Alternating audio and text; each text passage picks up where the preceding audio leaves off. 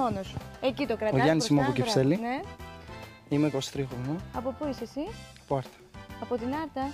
Ο Γιάννης είναι αστέρι. Θέλω να δείξετε το Γιάννη περισσότερο, σας παρακαλώ. Είναι τα αστέρια αυτά εδώ που έχουμε σήμερα. Τα λουλούδια. Ναι. Θα ήθελα να διευκρινίσω ότι θέλουμε 2 φίλες, γιατί είμαστε κολλητοί. Α, μαζί έχετε σκάσει με βέβαια, ναι. εσείς. 2 τι δεν κάνετε? Παρέτσα. Α, δεν θα αλλάζετε τίποτα. Όχι. Στην πορεία. Να μην το Στην παρά. πορεία, τι θα κάνετε στην πορεία?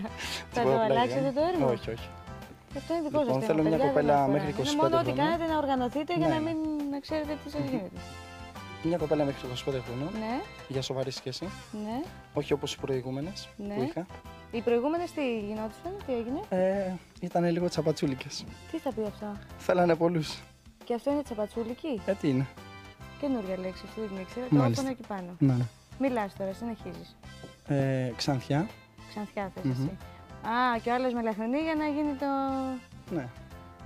Ναι, Πράσινα μάτια να έχει. ναι, Αυτά. ναι. Εσύ με τι ασχολείσαι, Γιάννη? Στον ούτε δουλεύω. Και εσύ με το Ναι, φίλο ναι. μας εδώ, στον ΟΤΕ. Και κάνετε όλο μαγκές εσείς στον ΟΤΕ εκεί. Τι να κάνουμε. Τον Όσο έχετε μπορούμε. τελειώσει τον ΟΤΕ τις γυναίκες στο ΟΤΕ και πάτε τώρα για άλλες, για ΔΕΗ και ΙΔΑΠ και τέτοια. Προσπαθούμε. Να σου πω κάτι. Πες μου. Τι τύποι είσαστε εσείς, για να ξέρω πώς θα σας δώσω και πού. Χαβαλέ. Χαβαλέ κάνετε, ναι. Γλυκή όπως βλέπετε. Ναι, το βλέπω και με τριόφθονο βέβαια. Και Ναι. δεν μπορώ να πω. Ναι, και πώς διασκεδάζετε. Αυτό δεν συζητιέται. Τι είναι αυτό δηλαδή? Αυτό δεν συζητιέται, αυτό είμαστε κάθε μέρα έξω.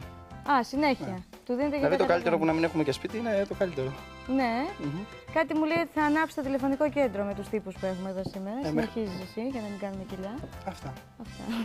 Δεν θα την κάνουμε με τίποτα. Λοιπόν, θα επανέλθω σε εσάς. Συνεχίζουμε. Την Εβίτα δεν την παντρεύουμε σήμερα και πάμε